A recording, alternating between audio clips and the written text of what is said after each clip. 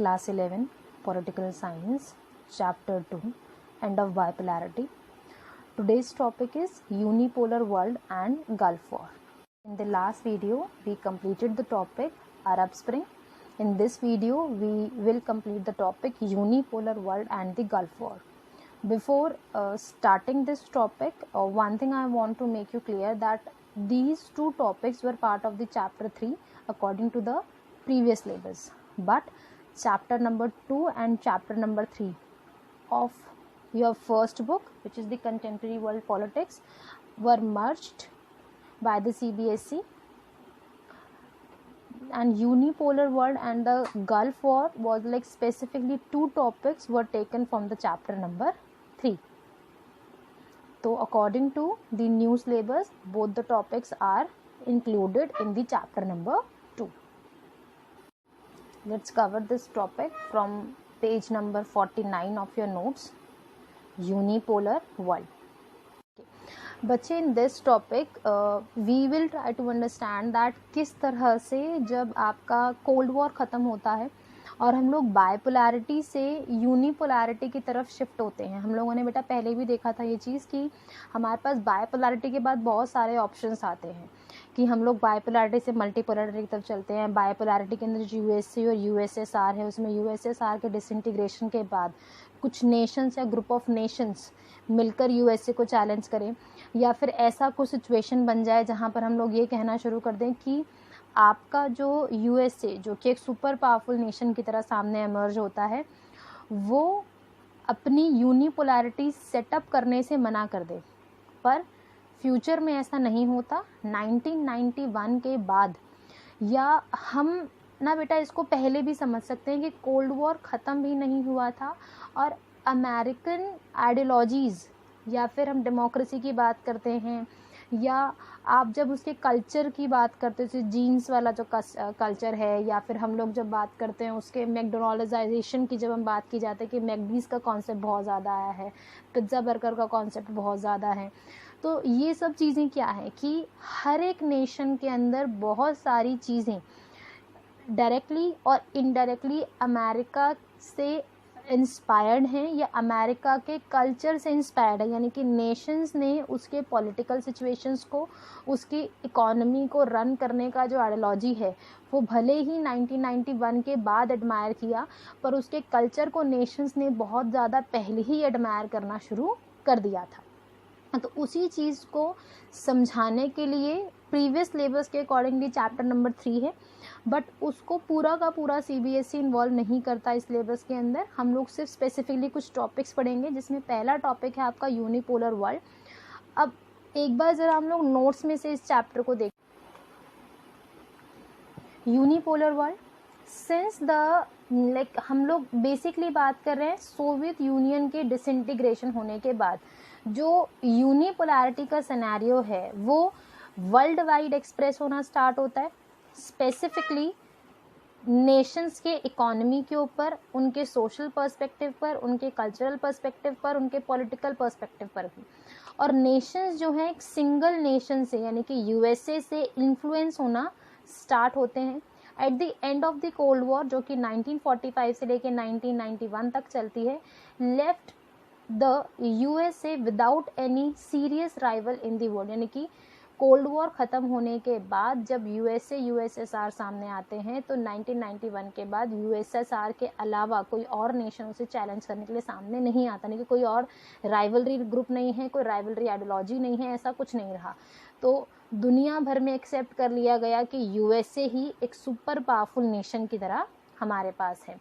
The nature of the US domination is the concept of the hegemony. Beta, hegemony as a like, what do you mean by hegemony? CBSE used to ask in 1 mark question that hegemony is a dominance of a particular nation. और वो particular nation क्या है? USA है. हम जब book में इस concept को समझते हैं कि हेजेमनी या dominance, political dominance, cultural dominance, economic dominance, इन तीनों में से किसी भी चीज़ का या इन तीनों चीज़ों का एक साथ डोमिनेंस होना या फिर हेजेमनी होना. The use of armed forces has always been an inseparable part of hegemony. अब ये चीज़ याद रखना कि हम हेजेमनी के अंदर हम हमेशा ही आर्म्स का या हथियारों का इस्तेमाल करते हैं, but military power depends upon the economical resources पर। हमारे कहने का मतलब ये है कि सोल्जर्स का जो ग्रुप है हमारे पास ट्रूप्स की फॉर्म में, सोल्जर्स की फॉर्म में हमेशा रहता है, पर वो कितने ज़्यादा आर्म्स से लेस होंगे, कितने अच्छे वेपन्स उनके पास होंगे, कितनी अच्छी टेक्नोलॉजी वो यूज़ करेंगे, सब कुछ डिपेंड करता है आपकी इकोनॉमी के ऊपर। जितना ज़्यादा अच्छा आपके पास इकोनॉमी के अंदर बेनिफिट्स हैं, उतना ही ज़्यादा अच्छे बेनिफिट्स आप अपनी आर्मी या फिर मिलिट्री के ऊपर खर्चा करने को तैयार रहते हैं। और यूएसए हमारे दुनिया भर के देशों में एक ऐसा नेशन है जो कि अपनी मिलिट्री पर, अपनी सिक्योरिटी पर सबसे ज़्यादा पैसा खर्च करता है। और जब 9/11 का इंसिडेंट 2001 में वहाँ पर होता है, तो उस इंसिडेंट के बाद से अमेरिका के जो एक्सपेंसेस हैं मिलिट्रिकल पर्सपेक्टिव या मिलिट्रिकल रेस्पेक्ट में, वो कंपैरेटिवली और ज़्यादा हुए हैं। बेटा अब तक जो हम लोगों ने 3 पॉइंट्स पढ़े हैं हेजेमनी के, इकोनॉमिक डोमिनेंस की बात करते हैं हम लोग, कल्चरल डोमिनेंस की बात करते हैं, पॉलिटिकल डोमिनेंस की बात करते हैं, तो उन सभी डोमिनेंस को हम 3 वर्ड्स में समझने की कोशिश करेंगे। हम उन 3 वर्ड्स की बात करते हैं, तो एक है that hegemony as a hard power, hegemony as a soft power, hegemony as a structural power. जब हम लोग बच्चे हार्ड पावर की बात करते हैं तो हम स्पेसिफिकली बात कर रहे हैं उसके मिलिट्री के डोमिनेंस की। हम लोग जब बात करते हैं उसके स्ट्रक्चर की, तो हम बात करते हैं उसके इकोनॉमिकल डोमिनेंस या उसके इकोनॉमिकल यूजेस की या उसके इकोनॉमिकल डोमिनेंस की बात कर रहे हैं हम लोग बार बार। हम लोग जब सॉफ्ट पावर की बात करते हैं तो हम लोग ये कहते हैं कि किस तरीके से उसके कल्चर का इन्फ्लुएंस सबसे ज़्यादा है दुनिया भर पर। तो हम इन 3 हेजेमनी के पर्सपेक्टिव्स को या हेजेमनी के अंदर यूज़ की जाने वाली हार्ड, सॉफ्ट और स्ट्रक्चरल पावर को एज एग्जाम्पल देखते हैं अमेरिका के डोमिनेंस का दुनिया भर की इकोनॉमी के ऊपर, दुनिया भर के कल्चर्स के ऊपर, या दुनिया भर में फॉलो किए जाने वाले अपनी मिलिट्री को स्ट्रॉन्ग करने के लिए जो तरीके यूज़ किए जाते हैं, उसमें अमेरिका के तरीक़ों को एज एग्जाम्पल यूज़ किया जाता है। तो हम लोग हार्ड पावर से स्टार्ट कर रहे हैं जो कि स्पेसिफिकली मिलिट्रिकल बेस्ड है। First point, the relations, patterns and balances of military capabilities between the nation. हम लोग जब हार्ड पावर की बात करते हैं तो हम किसकी बात कर रहे हैं कि किसी भी देश के थ्रू या किसी भी देश के द्वारा किस तरह से रिलेशंस मेंटेन किए जाते हैं, किस तरीके से पार्टनर्स बनाए जाते हैं नेशंस की हेल्प से, या किस तरीके से मिलिट्रिकल लेवल पर पावर को बैलेंस किया जाता है, नेशन किस तरीके से अपनी कैपेबिलिटीज़ को चेक करते हैं अपनी मिलिट्री के या मिलिट्री को बेस बनाकर। सेकेंड पॉइंट कहता है the base of the US power lies in the overwhelming superiority की बात करते हैं of its military power. It is both absolute and relative, means no other power can not match them. हम लोग जब basically बात करते हैं बेटा कि किस तरह से जो यूएसए है वो बहुत ज़्यादा अपनी मिलिट्री को सुपीरियर मानता है और दुनिया भर के अंदर ये प्रूफ करने की कोशिश करता है कि मेरी मिलिट्री सबसे ज़्यादा बेहतर है या सबसे ज़्यादा सुपीरियर है। और वो एब्सोल्यूट फॉर्म में, रिलेटिव फॉर्म में, यानी कि अगर मैं इमेजिन भी करती हूँ तब भी वो बहुत ज़्यादा सुपीरियर है, अगर मैं किसी दूसरे नेशन से कंपेयर करती हूँ तब भी वो बहुत ज़्यादा सुपीरियर है। और बाकी नेशंस की मिलिट्री को जब आप उससे कंपेयर करते हो तो उसका कोई मैच ही नहीं है। मैच क्यों नहीं है? क्योंकि दे आर वेरी एडवांस। जितना ज़्यादा खर्चा दूसरे नेशंस यूज़ करते हैं अपनी मिलिट्री पर, वो उस अकेले के खर्चे के 50% भी नहीं है। तो अपनी इकॉनमी का एक लार्ज अमाउंट वो मिलिट्री पर लगाता है और इसी वजह से बहुत ज़्यादा एडवांस है और बहुत ज़्यादा सिक्योर्ड नेशन में काउंट होता है। और इसीलिए वो दुनिया भर के अंदर सबसे स्ट्रॉन्गेस्ट मिलिट्री की जब बात की जाती है तो अमेरिका की मिलिट्री की बात की जाती है हमेशा ही। थर्ड पॉइंट हम कह रहे हैं the military dominance of US is not just based on higher military spending but on the qualitative gap. अब जैसे कि अभी हम बार बार कह रहे हैं कि अमेरिका सबसे ज़्यादा खर्चा करता है अपने मिलिट्री पर, इसका मतलब ये नहीं है कि ज़्यादा खर्चा करता है इसलिए अच्छा है। वो इसलिए अच्छा है क्योंकि वहाँ पर क्वांटिटी के साथ साथ क्वालिटी भी है, टेक्नोलॉजिकल एडवांसमेंट भी है वहाँ पर। Fourth point, but the US इन्वेशन of Iraq पर ना आपको ये चीज़ याद रखनी है कि अमेरिका का या अमेरिका की मिलिट्री का स्ट्रॉन्ग होना ये प्रूफ नहीं करता कि आप जैसे चाहें दूसरे देशों के ऊपर अपना कंट्रोल जमा सकते हैं और हर देश आपसे हमेशा डरेगा ही। एक चीज़ या एक एग्जाम्पल हमारे पास वो भी है आपकी बुक के अंदर कि किस तरह से अमेरिका ने इराक के ऊपर अपना डोमिनेंस दिखाना शुरू किया और ऑपरेशन इराकी फ्रीडम के नाम से उसके ऊपर अटैक किया, ये दिखाने के लिए दुनिया भर को कि Iraq weapon of mass destruction WMD जैसे कुछ वेपन्स बना रहा है जो कि दुनिया के लिए हार्मफुल हो सकते हैं। सिर्फ ये अज्यूम किया गया और दुनिया भर के देशों के अंदर ये प्रूव करवा दिया गया कि इराक जो है वेपन बना रहा है जो कि हमारे लिए नुकसान देगा बाद में। अब 2003 के अंदर एक ऑपरेशन लॉन्च किया जाता, ऑपरेशन इराकी फ्रीडम, सिर्फ ये चेक करने के लिए कि क्या इराक सच में ऐसा कर रहा है या नहीं। और ये ऑपरेशन कौन लॉन्च कराता है? USA लॉन्च कराता है। जब ये ऑपरेशन शुरू होता है, जब इराक के अंदर USA के मिलिट्रिकल कैंप्स या ग्रुप्स जाते हैं, जब ट्रूप्स वहाँ पर पहुँचते हैं, अलग अलग देशों से भी मिलिट्री आती है चेक करने के लिए, तो वहाँ पर उस चीज़ के कोई भी एविडेंस नहीं मिलते। पर बाद में इस ऑपरेशन को बहुत ज़्यादा क्रिटिसाइज़ किया जाता है और ये प्रूफ हो जाता है कि ये जो इवेंट है वो अमेरिका की ज़बरदस्ती जो कि इराक के ऊपर कंट्रोल करने के लिए किया जा रहा है। और बेसिकली बाद में ये पता चलता है कि ये जो ऑपरेशन लॉन्च किया गया ये कहीं ना कहीं इराक के रिसोर्सेज को कंट्रोल करने के लिए, इराक के अंदर एक पपेट गवर्नमेंट को सेटअप करने के लिए। पपेट गवर्नमेंट का मतलब क्या होता है कि आप इलेक्टेड रहोगे, आप देश के अंदर एज अ प्रेसिडेंट रहोगे, पर जो सारी के सारे जो डिसीजंस है वो कोई और देश लेगा। तो अमेरिका की तरफ से इराक के अंदर कोई प्राइम मिनिस्टर या प्रेसिडेंट बना दिया जाता जो कि एक पपेट की तरह काम करता अमेरिका के प्रेसिडेंट के लिए। तो वीकनेस शो करता है अमेरिकन पावर की कि हर एक देश को वो अपने डोमिनेंस में नहीं लेकर आ सकता, ठीक है। And basically weakness of the American power as it was not able to force the Iraqi people into submitting to the occupation forces of the US। इससे ये पता चलता है कि इराक के लोगों को वो कंट्रोल नहीं कर पाया। कौन कंट्रोल नहीं कर पाया? USA कंट्रोल नहीं कर पाया अपनी मिलिट्री या फिर आर्मी की हेल्प से। बच्चे इसका मतलब आप ये नहीं निकालेंगे कि इराक की मिलिट्री जो बहुत ज़्यादा स्ट्रांग होगी। इसका मतलब ये है कि क्योंकि ये जो पूरा ऑपरेशन चला ये यूनाइटेड नेशंस ऑर्गेनाइजेशन के कंट्रोलेंस में चला, तो यूनाइटेड नेशंस ऑर्गेनाइजेशन के लोगों में जिसमें दुनिया भर के देश भी आते हैं, इराक भी उसका एक मेंबर है, अमेरिका भी उसका एक मेंबर है। तो हमें याद रखना है कि इन सभी नेशंस के डोमिनेंस की वजह से या इन सभी नेशंस ने मिलकर अमेरिका को बहुत ज़्यादा क्रिटिसाइज़ किया, इसलिए इराक को वो ऑक्यूपाई नहीं कर पाया। हम लोग जब बेटा उसके स्ट्रक्चरल पावर यानी कि अमेरिका के स्ट्रक्चरल पावर की बात करते हैं, यानी कि इन शॉर्ट हम किसकी बात कर रहे हैं? उसकी इकोनॉमिकल डोमिनेंस की। तो फर्स्ट पॉइंट हमें कहता है the idea behind the type of hegemony is that an open world economy requires a hegemon to dominate power to supports its correction and existence. Basically आप ये चीज़ याद रखिए कि जब भी हम लोग किसी भी नेशन की इकोनॉमिकल डेवलपमेंट की बात करते हैं या फिर हम लोग जब वर्ल्ड इकोनॉमी की बात करते हैं, इंटरनेशनल इकोनॉमी की बात की जाती है, तो इसमें हमें एक चीज़ याद रखनी होती है कि हमेशा हमें वहाँ पर एक ऐसा फैक्टर चाहिए, एक ऐसा हेजेमन या फिर एक ऐसा डोमिनेट करने वाला फैक्टर चाहिए जो कि उस इंटरनेशनल इकोनॉमी या वर्ल्ड इकोनॉमी को बनाए भी और उसे एग्जिस्ट करने की यानी कि उसे बनाए रखने के लिए भी काम करे। तो यहाँ पर वो फैक्टर कौन है? अमेरिका है।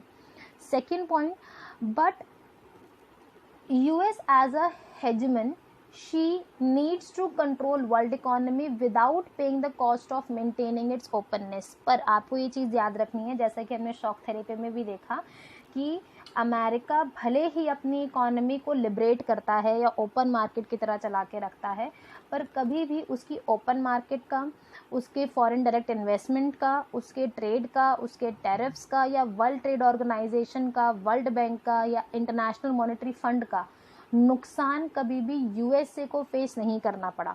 या कभी अगर उसने फेस किया भी तो तब हुआ जब वर्ल्ड इकोनॉमी के अंदर क्राइसिस आया, जब दुनिया भर की इकोनॉमी में क्राइसिस आ रहा है तो उसकी इकोनॉमी में भी क्राइसिस आया है, बट स्टिल हमेशा उसने प्लान किया है कि उसकी इकोनॉमी की ओपननेस या उसकी इकोनॉमी के अंदर जो वो लिबर्टी देता है, या वर्ल्ड बैंक या वर्ल्ड ट्रेड ऑर्गेनाइजेशन या फिर IMF के जो प्रिंसिपल्स को वो अपनी इकोनॉमी के लिए यूज़ करता है, वो उसे नुकसान कम दे या ना दे।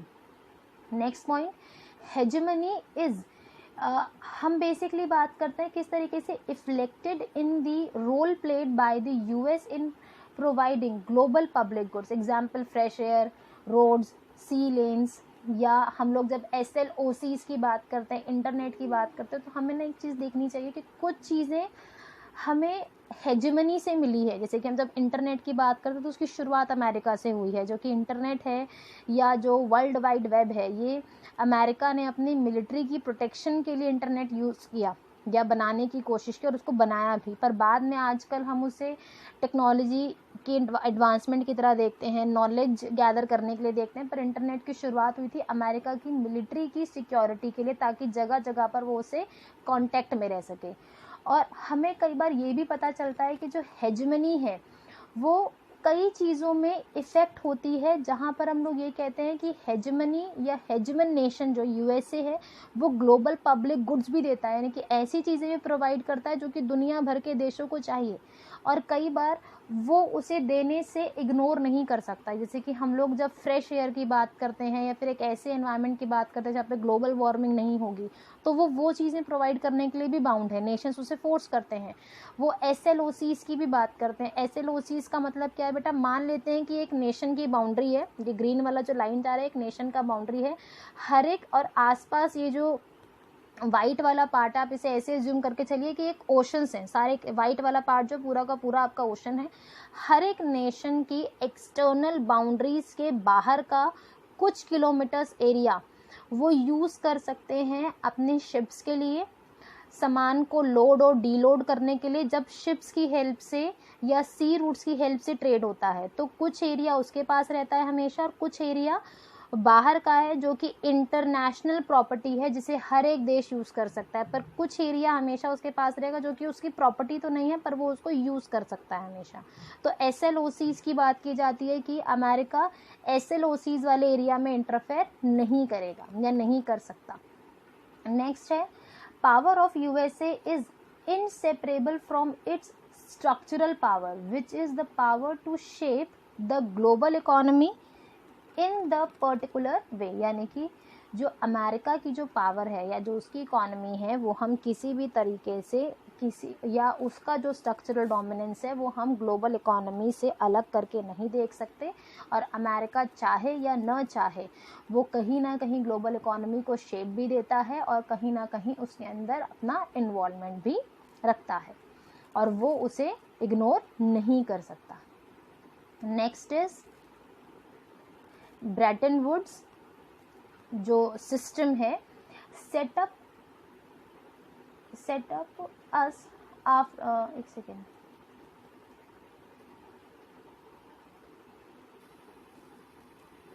हम बेसिकली जब बात कर रहे हैं बेटा फिफ्थ पॉइंट की, तो एक ब्रेटन वुड्स एक सिस्टम था जो कि USA ने सेटअप किया सेकेंड वर्ल्ड वॉर के बाद, और उस सिस्टम के अंदर उसने हमें ये बताया कि किस तरह से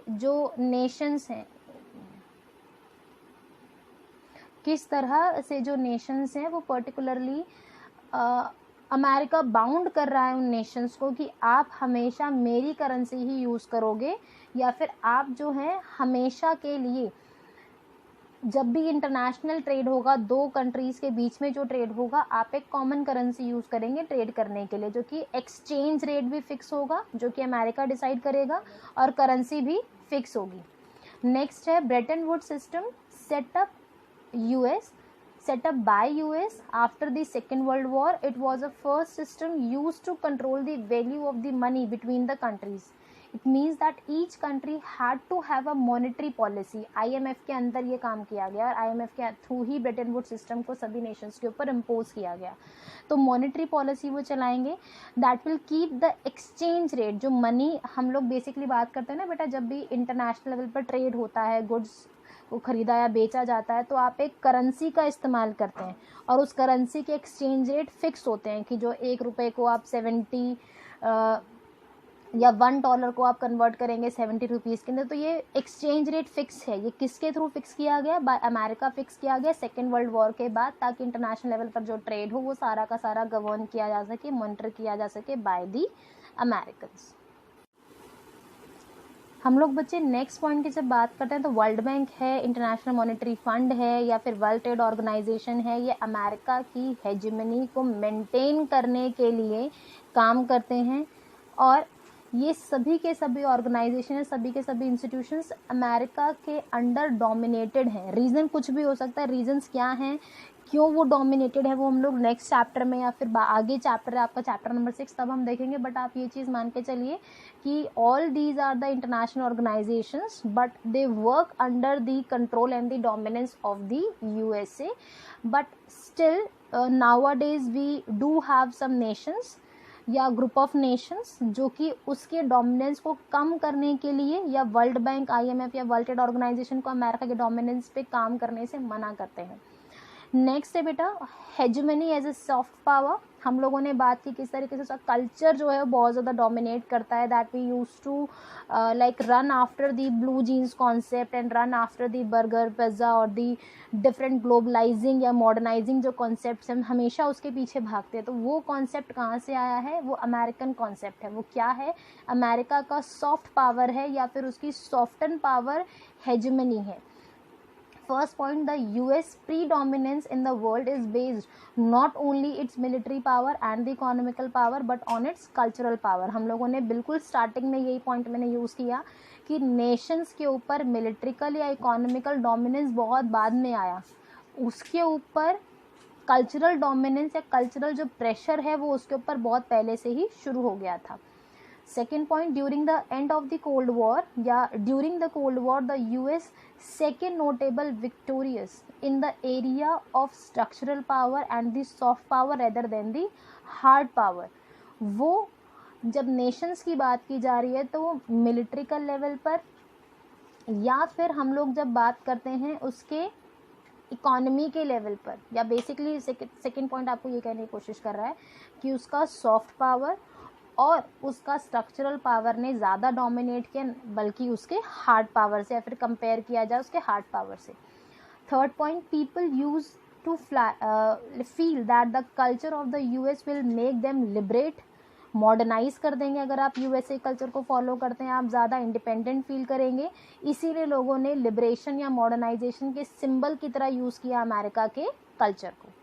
तो इन तीनों हेजेमनी, सॉफ्ट स्ट्रक्चर और जब हम लोग हार्ड पावर की बात करते हैं और जब हम हेजेमनी के मतलब को समझने की कोशिश करते हैं तो हमें ये पता चलता है कि कोल्ड वॉर ख़त्म होने के बाद यूनिपोलैरिटी इस्टेब्लिश किया गया और उसके अंदर अमेरिका ने अलग अलग एस्पेक्ट के अंदर नेशंस को या नेशंस की पॉपुलेशन को कंट्रोल करना स्टार्ट किया, फिर डोमिनेट करना स्टार्ट किया।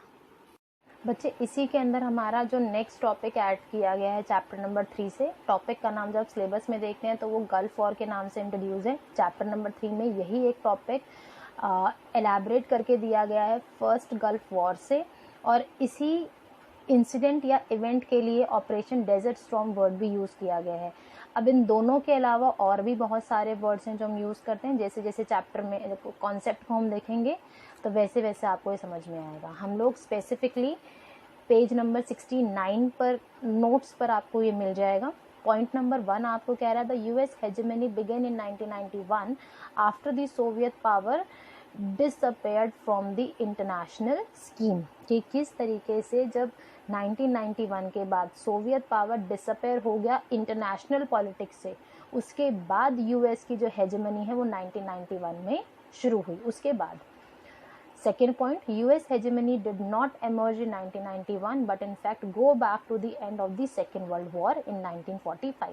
बेटा हम ना जब चैप्टर नंबर 3 को डिटेल में पढ़ते थे पहले, तो हमें कुछ चीज़ें बताई जाती थी US की हेजेमनी से रिलेटेड, जो कि हमें ये कहते हैं कि हम ये नहीं कह रहे कि 1991 में बायपोलैरिटी ख़त्म हुई या बायपोलैरिटी के साथ साथ जब USSR ख़त्म हो गया तो उसके एकदम बाद USA का डोमिनेंस स्टार्ट हो गया। पर USA का जो डोमिनेंस है, जब मैं उसके कल्चर की बात करती हूँ, जैसे कि मैंने आपको पहले बताया, थर्ड चैप्टर में बताया जाता था पहले, और अभी भी अगर आप पढ़ें तो आपको पता चलता है कि किस तरीके से USSR के जो लोग थे यूएसए के ब्लू जीन्स वाले कॉन्सेप्ट से बहुत ज़्यादा इंस्पायर थे, या फिर ब्लू जीन्स वाला कॉन्सेप्ट वहाँ पर भी था, लोग छुप छुप कर जीन्स पहनना पसंद करते थे, ठीक है। या वहाँ पर जो आप मॉडर्नाइजेशन की बात करते हैं तो लोगों को लगने लगा कि हम तब मॉडर्नाइज होंगे जब हम लोग कैपिटलिस्ट आइडियोलॉजी फॉलो करेंगे, ठीक है। तो मिलिट्रिकल लेवल पर या इकोनॉमिकल लेवल पर भले ही 1991 में स्टार्ट हुआ हो, पर कल्चरल लेवल पर ये डोमिनेंस बहुत पहले ही शुरू हो गया था।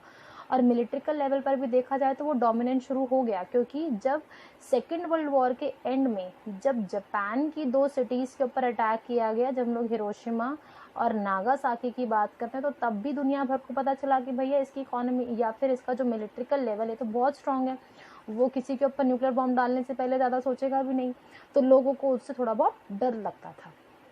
नेक्स्ट है, इन अगस्त 1990 Iraq invaded Kuwait and UN ने, आप ज़रा इसको इस तरीके से देखिए, पहले इराक कुवैत एक देश है, उसके ऊपर इन्वेड करता है या उस पर कब्जा करने की कोशिश करता है।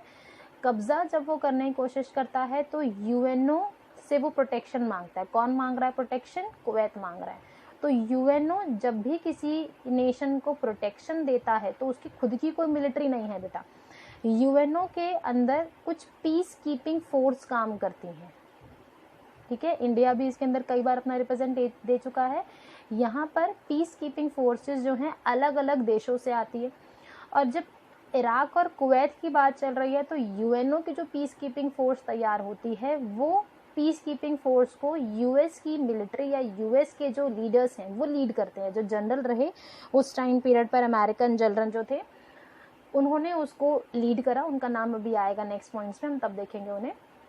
तो यूएस टुक चार्ज एंड जो अटैक किया गया यूएनओ के बिहाफ पर इराक पे, क्यों किया गया? क्योंकि उसने कुवैत को इंटरवीन किया है, फिर कुवैत के ऊपर इन्वेड किया। और जब यूएनओ ने ये अटैक की प्लानिंग की है कि आप इराक को वहाँ से हटाएंगे, तो आप ये चीज़ देखेंगे कि वो एक अंडर ऑपरेशन हो रहा है, ऑपरेशन डेजर्ट स्टॉर्म। इसीलिए फर्स्ट गल्फ वॉर के साथ Operation Desert Storm word use किया गया है। अब एक बार हम ध्यान से देख रहे हैं फिर से थर्ड पॉइंट को। इन अगस्त 1990 Iraq invaded Kuwait and US mandated liberation of Kuwait. अब यूएस मैंडेट करता है, यूएन जो है, यूनाइटेड नेशंस जो ऑर्गेनाइजेशन है, वो मैंडेट करता है कि आप कुवैत को लिबरेट करेंगे, आज़ाद करेंगे, और हम उसे आज़ाद करने के लिए फोर्सेस का इस्तेमाल या फिर अपने सोल्जर्स का इस्तेमाल करेंगे। US one of the member of the UN, जो यूएसए है वो यूनाइटेड नेशंस ऑर्गेनाइजेशन का एक मेंबर है, इसीलिए वो पीस कीपिंग फोर्स के अंदर अपना इन्वॉल्वमेंट देते हैं। The US president George H.W. Bush held the emergence of the new world order. और इसी के साथ जब वो मिलिट्री को लीड कर रहे हैं तो इसी के साथ वो क्या कर रहे हैं, एक आवाज़ शुरू करते हैं या फिर ये दुनिया भर को दिखाने की कोशिश करते हैं कि भैया अब कोल्ड वॉर ख़त्म होगी, क्योंकि ये सिचुएशन 1990 की है, 1991 में कोल्ड वॉर ख़त्म हो रहा है। तो उसके एंड में ही वो प्रूव करने की कोशिश करते हैं कि भैया अब तो न्यू वर्ल्ड ऑर्डर स्टार्ट होगा और बायपोलैरिटी ख़त्म होगी और दुनिया भर के देशों को ये पता चलेगा कि मैं सबसे ज़्यादा ताकतवर देश हूँ। यूएन ऑपरेशन होता है, ऑपरेशन डेजर्ट स्टॉर्म, जिसके अंदर ओवरवेलमिंगली मतलब बढ़ चढ़कर अमेरिका के जो सोल्जर्स उसमें पार्टिसिपेट करते हैं, और जो बुश हैं वो उसके अंदर एक मेजर रोल प्ले करते हैं एज अ प्रेसिडेंट। अमेरिका के जनरल हैं श्रोजकॉफ वहाँ के जनरल का नाम है, जो कि इस पूरे जो सोल्जर्स का ग्रुप है जो कि इराक पर अटैक करने वाला है उसको लीड करते हैं या फिर गाइड करते हैं। Then let the UN coalition and nearly, अब इस याद रखना बेटा, मैंने पीस कीपिंग फोर्स की बात कर रही हूँ, मैंने तब भी आपको बताया कि बहुत सारे नेशंस इसमें अपना इन्वॉल्वमेंट देते हैं, इसीलिए बहुत सारे देशों का इन्वॉल्वमेंट आता है। इसमें जापान भी है, इसके अंदर बाकी नेशंस भी उसकी हेल्प करते हैं, पर यूएसए के जो सोल्जर्स हैं वो बहुत ज़्यादा है, वो करीब करीब 75% है, ठीक है। और सद्दाम हुसैन यानी कि जो कि इराक के उस टाइम पीरियड पे लीडर है, वो ये कहते हैं कि इतना ज़्यादा ड्रास्टिक लेवल पर, इतना ज़्यादा एडवांस हमने मिलिट्रिकल वॉर आज तक नहीं देखी, और ये ऐसा चल रहा है वॉर की, जैसे कि हम लोग टीवी पर कोई वीडियो गेम देख रहे हैं और वहाँ पर जैसे वॉर्स होती हैं बहुत ज़्यादा एडवांस टेक्नोलॉजी के साथ, सेम उसी तरीके से हम लोग वॉर ऐसा लगता है कि हमारे सामने चल रही है। तो सद्दाम हुसैन जो है इस ऑपरेशन के अंदर की गई वॉर या अटैक को ये कहते हैं कि भैया ये एक वीडियो गेम वॉर से कम नहीं है हमारे लिए, ठीक है। Next is Iraqi forces were quickly defeated, क्योंकि वो तो बिल्कुल पावरलेस ही हैं, क्योंकि अगर आप यूएसए है एक तो फिर बाकी देशों की भी एक सोल्जर्स हैं, मिलिट्री है, वो भी इन्वॉल्व है, तो इराक की फोर्सेस ज़्यादा लंबे समय तक टिक नहीं पाती और वो हार जाते हैं और उनको अपनी सारी फोर्सेस कुवैत से हटानी पड़ती है। नेक्स्ट है the first Gulf war revealed that vast technological gap. Vast technological gap कैसे, एक तो पूरी दुनिया की आर्मी, उसके अंदर 75% अमेरिकन आर्मी जो कि बहुत ज़्यादा एडवांस है। तो अमेरिकन आर्मी या अमेरिकन जो मिलिट्री है उसमें बहुत ज़्यादा गैप आता है, या पता चलता है दुनिया के देशों कि भैया हमारी आर्मी में और जो या यूएसए की आर्मी के अंदर बहुत ज़्यादा गैप है, दे आर वेरी एडवांस। और जो मिलिट्रिकल कैपेबिलिटीज़ हैं बाकी देशों के कंपेयर के अंदर वो बहुत ज़्यादा डिफरेंट है, क्योंकि वो बहुत ज़्यादा एडवांस है। 8 पॉइंट द हाईली पब्लिसाइज्ड, अब इस वॉर के जो लाइव टेलीकास्ट कह सकते हैं, जैसे कि हम लोग जब सैटेलाइट्स की यूज़ कर रहे हैं, हम लोग दुनिया भर के देशों को वो उसे टीवी चैनल्स पर लाइव देख पा रहे हैं, तो उनको लग रहा है कि भैया ये तो एक वीडियो गेम वॉर से कम नहीं है। कंप्यूटर का इस्तेमाल बहुत ज़्यादा हुआ चीज़ों को बैलेंस करने के लिए, ऑपरेट करने के लिए, या दुनिया भर के अंदर उसके लाइव टेलीकास्ट दिखाने के लिए, ताकि अमेरिका की टेक्नोलॉजी का सबको पता चले। तो वो सब चीज़ें बहुत ज़्यादा हुई इस पूरी वॉर में।